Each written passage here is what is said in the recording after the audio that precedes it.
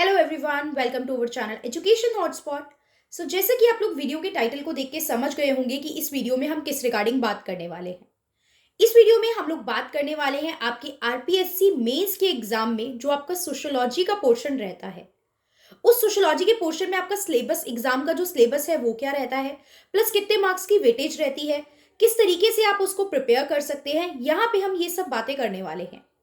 तो first of all अगर मैं बात करूं तो आरपीएससी के एग्जाम में आपके जो मेंस की हम बात करें तो मेंस में आपके टोटल 5 एग्जाम्स होते हैं। 5 एग्जाम में आपके जीएस पेपर 1, 2, 3 एंड 4 होता है, एंड जो आपका लास्ट एग्जाम है that is the language exam. अब यहाँ पे हम बात करें जैसे कि आपके आईएएस और अदर स्टेट के मेंस का आपके पास सिलेबस अवेलेबल रहता है, उसी तरीके से हमारे पास यहाँ पे जीएस 1, 2, 3, 4 जो है उसका अलग अलग सिलेबस है। इफ यू गाइज वांट कि मैं प्रॉपर मेंस का सिलेबस और मेंस का जितना भी कि कैसे क्या कवर कर सकते हैं वो आप लोगों के साथ शेयर करूं या डिस्कस करूं, तो आप लोग मुझे कमेंट करके बता सकते हैं।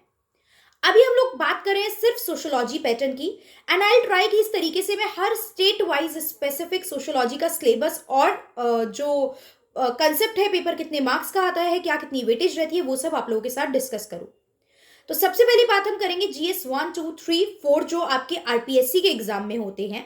यहाँ पे आपका जो मैं प्रॉपर एक एक वर्ड सिलेबस का आप लोगों को बताऊंगी। सिलेबस ऑलरेडी नेट पे भी अवेलेबल है, कोई बहुत मुश्किल चीज नहीं है। आप मुझे बोलोगे तो मैं टेलीग्राम पे आपको रिटर्न फॉर्मेट में भी इसका सिलेबस दे दूंगी। यहाँ पे मैं बात कर रही हूँ जीएस जो आपका पेपर होता है, उसमें आपका यहाँ पे एक पार्ट रहता है जिसका हेडिंग है आपका sociology, management, accounting and auditing. अब जो स्टूडेंट कॉमर्स बैकग्राउंड से है they are very well aware with the management, accounting and auditing concept, right. Sociology की हम लोग बात करते हैं। सोशियोलॉजी हो सकता है 11th-12th में आप लोगों ने कहीं बेसिक पढ़ी हो, ठीक है। नहीं पढ़ी हो तो जो आरपीएससी का एग्जाम लिख रहा है हो सकता है वो बाकी स्टेट के लिए भी प्रिपेयर कर रहे हो और उन्होंने sociology as a optional opt कर रखा हो। अब आरपीएससी के एग्जाम में sociology as an optional subject नहीं है। यहां भी आपके पास कोई भी ऑप्शनल नहीं होता है, ये चीज आपको क्लियर रखनी है। लाइक आईएएस के एग्जाम में आप लोगों को ऑप्शनल लेना पड़ता है और आपके ऑप्शनल के सब्जेक्ट के वहां पे आपको अलग से एग्जाम देना पड़ता है। यहाँ पे आपका कोई भी ऑप्शनल एग्जाम नहीं है, this is the compulsory part. ये जो यूनिट है, ये इसमें जो सोशियोलॉजी है, जो सिलेबस यहाँ पे दिया है वो कंपल्सरी पार्ट है कि आपको उसे पढ़ना ही पढ़ना पड़ेगा। अब इस पूरी यूनिट में सोशियोलॉजी के रिगार्डिंग मैं इस वीडियो में बात कर रही हूँ। इफ यू गाइज वांट कि मैनेजमेंट, अकाउंटिंग एंड ऑडिटिंग पे भी बात करनी है तो मैं वो भी बात कर लूंगी। बिकॉज देखिए मेरा कॉमर्स बैकग्राउंड भी रहा है, प्लस अब आज की डेट में कुछ तैयारी करने के बाद, प्लस नेक्स्ट और फर्दर डिग्रीज लेने के बाद, कॉमर्स प्लस ह्यूमैनिटीज आप मेरा दोनों बैकग्राउंड मान सकते हैं। Because I have both the degrees, मेरे पास दोनों मास्टर डिग्री अवेलेबल है। तो मुझे जितनी अच्छे से नॉलेज यहाँ पे मैं सोशियोलॉजी की शेयर कर रही हूँ, उतनी ही अच्छे से मेरे पास नॉलेज मैनेजमेंट की भी है, अकाउंटिंग की भी है, ऑडिटिंग की भी है और आपकी इकोनॉमिक्स की भी है। So if you guys want any help in that तो I can do that also. अब मैं सोशियोलॉजी का सिलेबस वर्ड टू वर्ड आपसे बात करती हूँ। सिलेबस से पहले ये जो पूरा सिलेबस है ये कितने मार्क्स का एग्जाम में आता है। ये जो पूरा सिलेबस रहता है सोशियोलॉजी का, ये आपका 20 मार्क्स का आपके एग्जाम में आता है। 20 मार्क्स कैसे बाइफिकेटेड है, टोटल 7 क्वेश्चन आपको एग्जाम में देखने को मिलेंगे, जिनमें से जो 5 क्वेश्चन है वो सिर्फ 2-2 मार्क्स के हैं, एंड 2 क्वेश्चन जो है वो आपके 5-5 मार्क्स के हैं। तो 5 क्वेश्चन 2 मार्क्स के, यानी 5 × 2 10 हो गया, और 2 क्वेश्चन 5-5 मार्क्स के, अगेन 5 × 2 10 हो गया, एंड 10 + 10 = 20। तो ये 20 मार्क्स का आपका एग्जाम हो गया। Yes, you heard me right कि आपके 2 मार्क्स का क्वेश्चन है, 5 मार्क्स का क्वेश्चन है। तो अगर आपने सोशियोलॉजी ऑप्शनल लिया है तो उन स्टूडेंट के लिए तो ये बिल्कुल एक तरीके से मैं बोलूं बच्चों वाली बात हो गई है। उन्हें अलग से आरपीएससी के लिए सोशियोलॉजी पढ़ने की जरूरत नहीं है, उन्होंने वहां इतना डिटेल में पढ़ा है कि ये तो वो लोग बहुत प्यार से अटेम्प्ट कर सकते हैं। तो आप लोगों को तो चिंता करने की जरूरत है ही नहीं, ठीक है। प्लस जो स्टूडेंट सोशियोलॉजी ऑप्शनल नहीं रखते हैं, ये 20 नंबर बहुत होते हैं। 20 नंबर कोई कम मार्क्स नहीं है जिसे आप इग्नोर कर सकते हो, और थोड़ी सी ही मेहनत करके ये 20 मार्क्स में से एटलीस्ट 15-16 मार्क्स आप अपने फेवर में कर सकते हो। सो इस चीज को इग्नोर करके नहीं जाना है, राइट। आप किसी भी बैकग्राउंड से रहे हो और अगर आप आरपीएससी का एग्जाम लिख रहे हैं तो आपको यहाँ पे ये 20 मार्क्स बिल्कुल भी इग्नोर करके नहीं जाने हैं।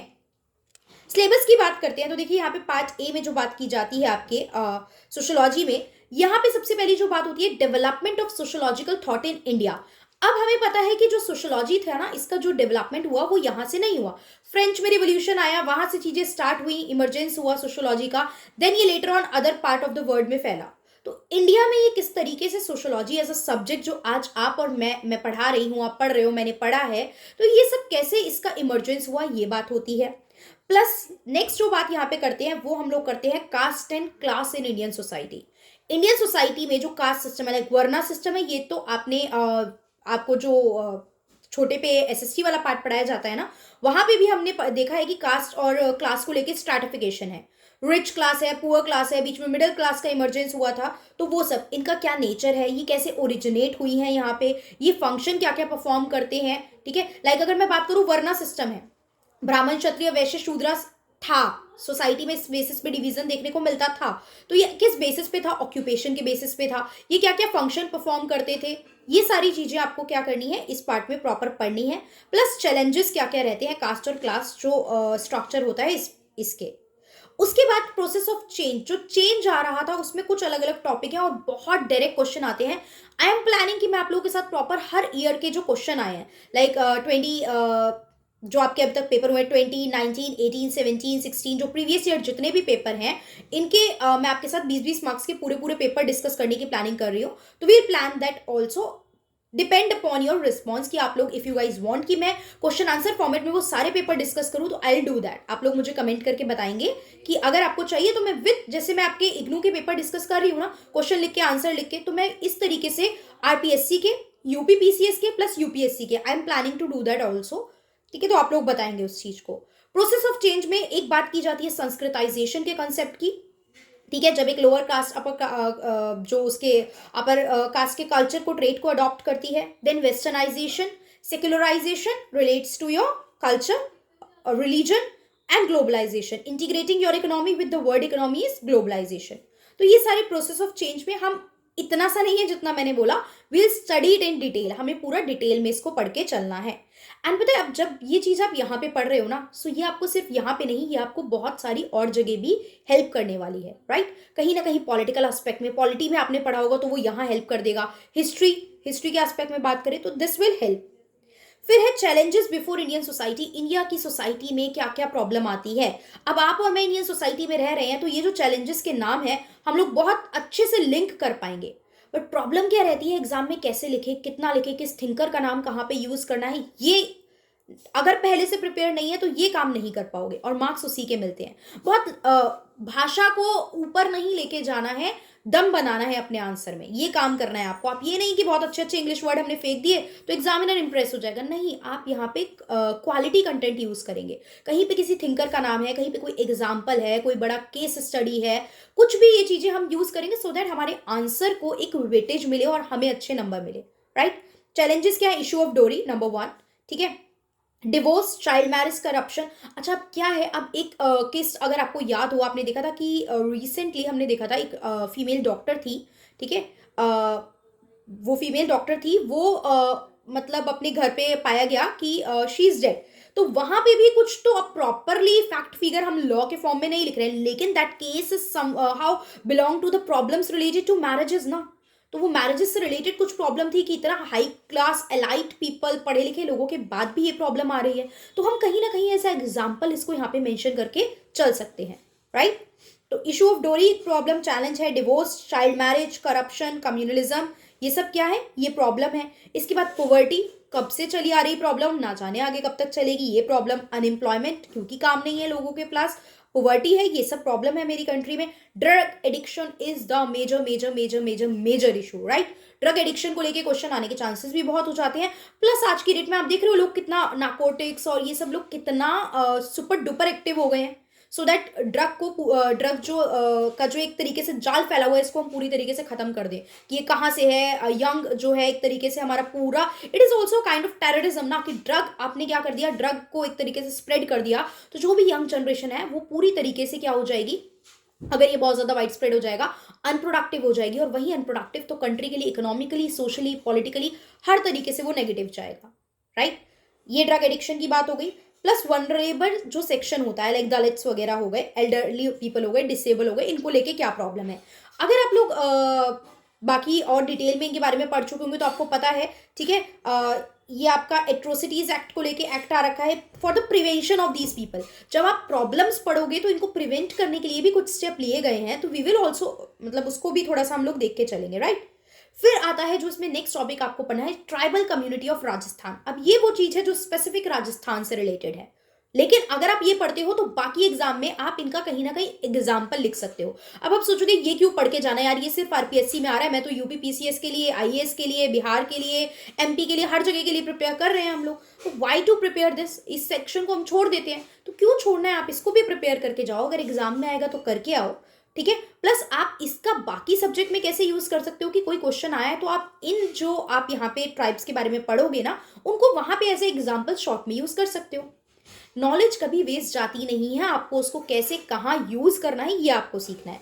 तो यहाँ पे ट्राइबल कम्युनिटीज ऑफ राजस्थान की बात की जाए, जिसमें भील, मीना एंड आपका गरासिया, इनकी प्रॉब्लम्स पढ़नी की, इनके साथ क्या क्या प्रॉब्लम आती है, प्लस इनका क्या क्या वेलफेयर किस तरीके से होता है, ये सब हमें देखना है।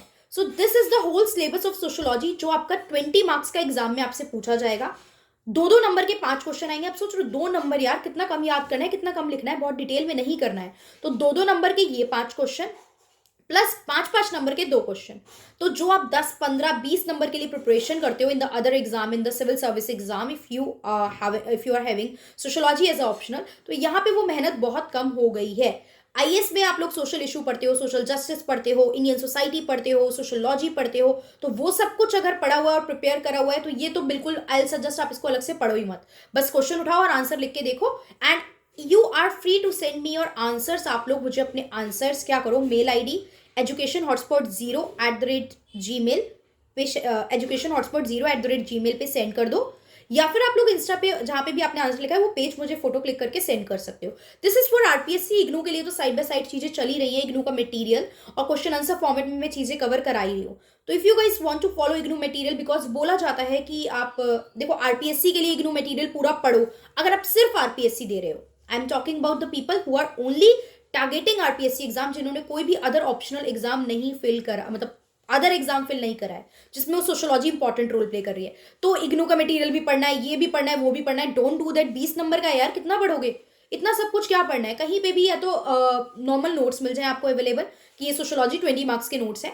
बाकी इफ यू गाइस वांट तो वो काम मैं भी कर सकती हूँ, आपके साथ क्वेश्चंस डिस्कस कर सकते हैं हम लास्ट ईयर के, और कुछ टॉपिक पे नोट्स पे काम कर सकते हैं। So just do that only, ठीक है।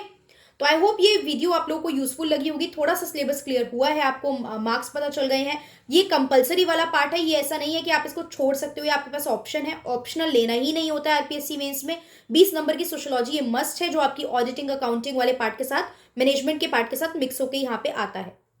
क्लियर। अब इफ यू गाइस वांट कि मैं इस तरीके से या तो आरपीएससी का या किसी और स्टेट का आप लोगों के साथ सोशियोलॉजी का पैटर्न डिस्कस करूं, तो आप मुझे कमेंट करके बता सकते हैं। आप आरपीएससी टारगेट करें, if you want me to cover the management, auditing and accounting part also, तो वो भी आप मुझे कमेंट करके बता सकते हैं।